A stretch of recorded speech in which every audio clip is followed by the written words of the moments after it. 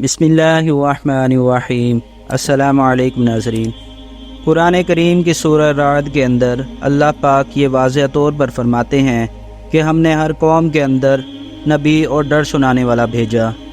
پھر حدیث مبارکہ سے ہمیں پتہ چلتا ہے کہ پوری دنیا کی ہر ایک قوم اور ہر ایک جگہ انسانیت جہاں آباد تھی کم و بیش 1,24,000 پیغمبر بھیجے گئے، لیکن قرآن مجید میں نام سے ذکر صرف اور صرف 25 پیغمبروں کا ہے، کیونکہ ان سب کے نام، زندگی اور قوموں کے حالات بیان ہوتے تو یہ قرآن کریم ہدایت اور عبرت کی کتاب کی بجائے تاریخ کی کتاب زیادہ معلوم ہوتی، اسی لیے ان کا ذکر کرنا ضروری نہیں تھا۔ مگر آج ہندو مذہب کے ماننے والوں کا یہ دعویٰ ہے کہ ان کا سناتن مذہب یعنی ہندو مذہب مسلمانوں کی تاریخ سے بھی ہزاروں سال پرانا ہے، اور نہ ہی ہندوستان کی سرزمین پر کوئی نبی بھیجا گیا۔ ان کے پاس بھی قرآن کریم ہی کی طرح بھگوان کی طرف سے بھیجی گئی کتابیں ویداس کی صورت میں موجود ہیں، جس میں کسی بھی پیغمبر کا کوئی ذکر نہیں، جبکہ سورۃ الانبیاء آیت 107 کے اندر اللہ پاک فرماتے ہیں کہ ہم نے آپ کو تمام جہانوں کے لیے یعنی قیامت تک کے انسانوں کے لیے ہدایت بنا کر بھیجا، جس کا مطلب ہے کہ اس میں ہندوستان کی سرزمین بھی شامل ہے۔ تو پھر ہندو مذہب کے ماننے والے انکار کیوں کرتے ہیں؟ اگر اس سرزمین پر کوئی نبی واقعی نہیں بھیجا گیا تو پھر حضرت محمد صلی اللہ علیہ وآلہ وسلم کا ذکر ان کی کتابوں کے اندر کیسے موجود ہے؟ نوح علیہ السلام اور ان کی کشتی کا ذکر کیسے بیان کیا گیا ہے؟ حضرت عیسیٰ علیہ السلام کی واپسی کا ذکر کیسے بیان ہوا ہے؟ ایک اللہ کی عبادت کا کیوں کہا گیا ہے؟ یہ واقعی اس قوم کے اندر ہدایت کے لیے آنے والے کسی نبی کی تعلیمات ہیں جنہیں وقت کے ساتھ بگاڑ دیا گیا؟ تو وہ کون سے پیغمبر ہیں؟ یعنی سوال یہ ہے کہ ہندو کس نبی کی امت ہیں؟ آئیے ان سوالوں کا جواب تاریخ سے تلاش کرنے کی کوشش کرتے ہیں اور ایسے حقائق جانتے ہیں جو تمام ہندو پنڈت، اسکالرز اور تاریخ دان آج تک دنیا سے چھپاتے ہیں۔ مگر آگے بڑھنے سے پہلے اگر آپ ہمارے چینل پر نئے ہیں تو ہمارے چینل میننگ فل سوسائٹی کو ضرور سبسکرائب کر لیں۔ ناظرین، ہندو مذہب کے ماننے والوں کا یہ دعویٰ ہے کہ یہ دنیا کا سب سے قدیم ترین مذہب ہے،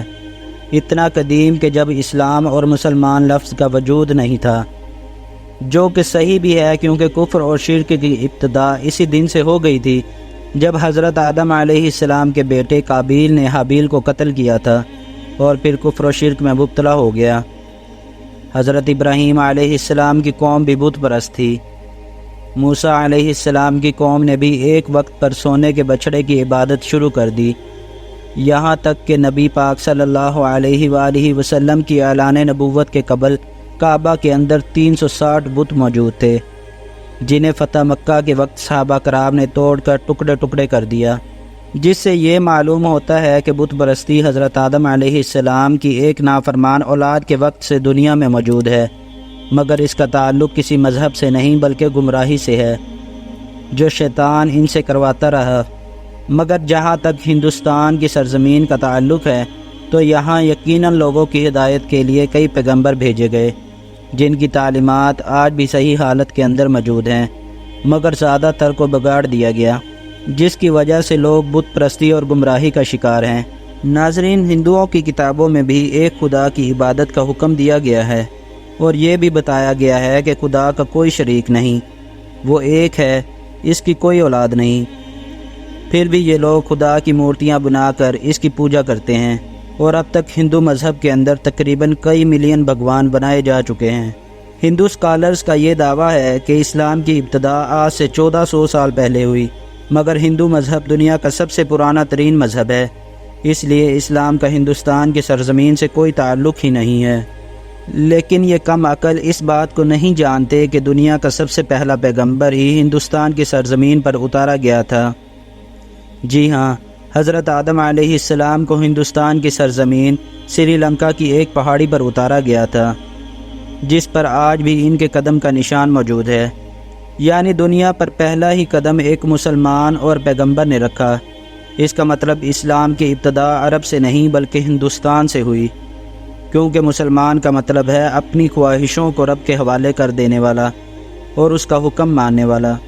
حیرت انگیز طور پر لفظ آدم بھی سنسکرت زبان کا لفظ ہے جو ہندوستان کی سرزمین کی زبان ہے، نہ کہ عرب کی زبان، جس کا سنسکرت میں مطلب ہے کہ پہلا، شروعاتی یا اوریجنل۔ اسی لیے آدمی کا مطلب ہے کہ آدم علیہ السلام کی اولاد، جنہیں قدیم سنسکرت کی کتابوں کے اندر سموا منو کہہ کر پکارا گیا ہے۔ اور اگر ہندو کسی طرح سے ان کے وجود سے انکار کرنے کی کوشش کریں تو ایسا بالکل ناممکن ہے، کیونکہ ان کی مقدس کتاب رگ وید اور بھوشیہ پرانا میں حضرت آدم علیہ السلام کی تخلیق، فرشتوں کا انہیں سجدہ کرنا، آدم علیہ السلام سے حضرت حوا کی تخلیق، شیطان کا ان دونوں کو بہکا کر جنت سے نکالنا اور زمین پر انہیں اتارنے کا ذکر واضح طور پر موجود ہے۔ بھوشیہ پرانا چیپٹر 4 سے 7 کے اندر یہ تمام واقعہ موجود ہے، بالکل ایسے ہی جیسے قرآن پاک کی سورہ بقرہ میں اور انجیل مقدسہ میں موجود ہے۔ ان کی کتاب کے اندر لکھا ہے کہ خدا نے حضرت آدم علیہ السلام کے جسم کو 2 حصوں کے اندر تقسیم کیا، ایک سمبوا منو یعنی آدم اور دوسرے کو فیمیل، جنہیں مسلمان حضرت بی بی حوا علیہ السلام کے نام سے جانتے ہیں، جس کا مطلب اگر دنیا کے تینوں بڑے مذاہب کے اندر یہ سب موجود ہے تو ان کا فورس بھی ایک ہی ہونا چاہیے، یعنی ایک خدا۔ سری لنکا کی سرزمین سے ہندوستان کی سرزمین کو جوڑنے کے لیے قدیم ترین قدرتی برج آج بھی ہزاروں سالوں سے پانی کے درمیان موجود ہے، جس کا بننا اتفاق نہیں ہے۔ اس کے بعد سب سے اہم سوال یہ ہے کہ ہندوستان کی سرزمین پر کس پیغمبر کو بھیجا گیا ہوگا؟ کیا اس بارے میں ہمیں تاریخ میں کوئی شواہد یا ثبوت ملتے ہیں؟ سب سے پہلی بات، ہندو نام کا کوئی مذہب تاریخ کے اندر کہیں موجود ہی نہیں ہے، اور نہ ہی ہندو مذہبی کتابوں میں اور نہ ہی آسمانی کتب یعنی قرآن، تورات، زبور اور انجیل کے اندر اس کا کوئی ذکر موجود ہے، بلکہ دریائے سندھ کے پاس سندھو ندی کے قریب رہنے والے لوگ اپنے علاقے کی نسبت کی وجہ سے نام کو بگاڑ کر ہندو کہلائے جانے لگے، جبکہ ان کا یہ مذہب سنسکرت کی زبان میں ہندو مذہب کے نام سے نہیں بلکہ سناتن دھرم کے نام سے تاریخ میں موجود ہے، جس کا عربی میں مطلب ہے مذہب پر قائم رہنے والا، جس کا بالکل ایسا ہی مطلب قرآن کریم کی سورہ روم کے اندر موجود ہے، جہاں پر اسلام کو ہمیشہ باقی رہنے والا دین کہا گیا ہے، یعنی سناتن دھرم کا مطلب بھی مذہب اسلام ہی ہے۔ تاریخ کے حوالوں اور مضبوط دلائل سے یہ پتہ چلتا ہے کہ یہ وید کسی اور پیغمبر پر نہیں بلکہ آدم ثانی یعنی حضرت نوح علیہ السلام پر اتاری گئی تھی، جس میں اسے مہانوا کہا گیا ہے۔ ویدوں میں پیغمبر اور عظیم شخصیات کے لیے منو کا لفظ استعمال کیا گیا ہے، لہٰذا نوح علیہ السلام کو بڑے سیلاب والا منو کہہ کر بیان کیا گیا ہے، اور ان کی کشتی سے لے کر سیلاب تک کا تمام واقعہ تفصیل سے موجود ہے، جیسا کہ قرآن کریم کی سورہ ہود میں اور بک آف جینیسس چیپٹر 7 کے اندر بھی یہ بیان ہے۔ ویدوں میں لکھا ہے کہ جب بڑے سیلاب کے بعد دنیا پھر سے آباد ہوگی تو میں ویدوں کو نافذ کروں گا۔ بھوشیہ پرانا چیپٹر 4 سے 7 کے اندر حضرت نوح علیہ السلام کے طوفان کے بارے میں ذکر کیا گیا ہے، اور یہ بھی کہ اس منو کو خدا نے کشتی بنا کر اس میں جانوروں کو سوار کرنے کا حکم دیا، جس کے بعد ایک عظیم طوفان آیا جس نے ہندوستان پر زندگی کو ختم کر دیا۔ لفظ نوح سنسکرت زبان کے اندر بھی موجود ہے، جس کا مطلب ہے کشتی والا۔ اس دوران میں یہ ویداز فیوچر کے بارے میں بیان کر رہی ہیں کہ کیسے ایک بڑا طوفان آنے والا ہے اور کیسے ایک بار پھر سے انسانیت کی شروعات ہوگی، اور ویداز میں نوح علیہ السلام کو 74 جگہ پر نام کے ساتھ بیان کیا گیا ہے۔ فرانس کے ایک رائٹر A.J.A. ڈوبوئس نے ہندو مذہب اور روایات کو 40 سال تک پڑھا اور بتایا کہ طوفان نوح کے بعد ہندوستان کی سرزمین ایک صحرا کی طرح تھی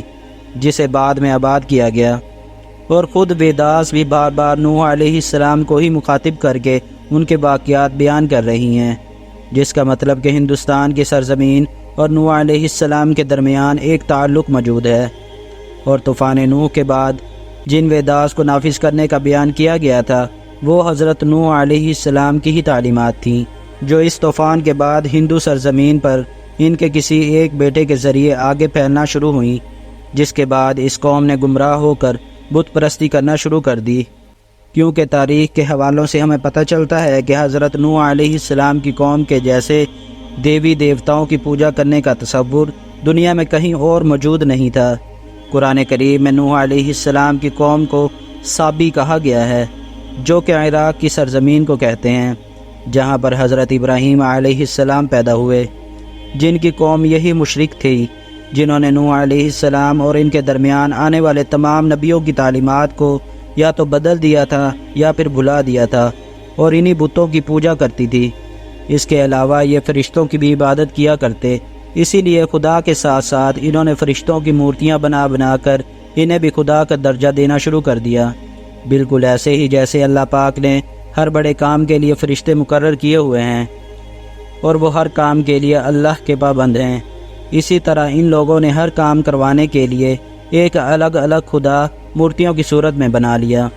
یہ لوگ ستاروں اور آگ کی بھی پجاری تھے، اسی لیے آج بھی ہندو قوم ستاروں کے علم پر یقین رکھتی ہے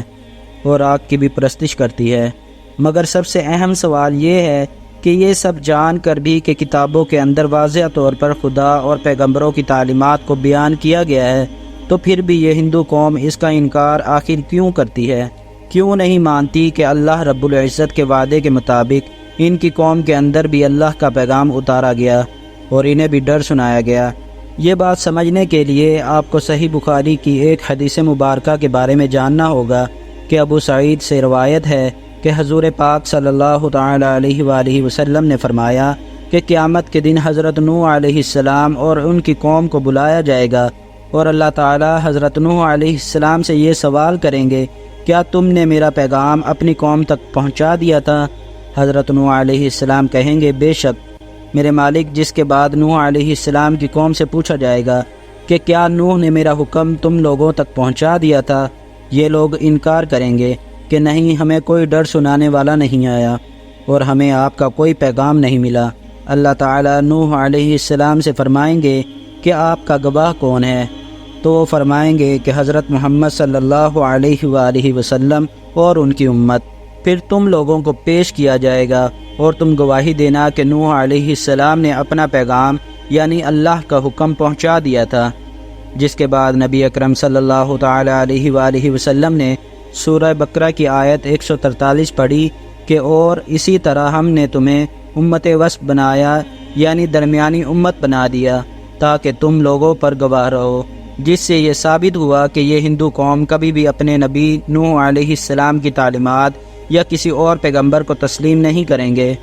ہندوستان کی سرزمین کا اصل مذہب اسلام ہی تھا، جو کہ بگاڑ کی وجہ سے اپنی اصل شکل کو کھو چکا ہے۔ آج یہ ہماری ذمہ داری تھی کہ ہم ان لوگوں تک اللہ کا پیغام صحیح حالت کے اندر پہنچاتے، کیونکہ ہمارے رسول صلی اللہ تعالی علیہ وآلہ وسلم کو تمام جہانوں کے لیے رحمت بنا کر بھیجا گیا۔ اب قیامت تک کیونکہ کسی رسول اور پیغمبر نے نہیں آنا، تو اب یہ کام امت مسلمہ کے ذمہ ہے، جن سے قیامت کے روز اس بارے میں سوال ہوگا۔ اللہ پاک ہم سب کو سمجھنے کی توفیق عطا فرمائے۔ ناظرین، ویڈیو اچھی لگی ہو تو ویڈیو کو لائک کر دیں اور ایک پیارا سا کمنٹ ضرور کر کے جائیں۔ شکریہ۔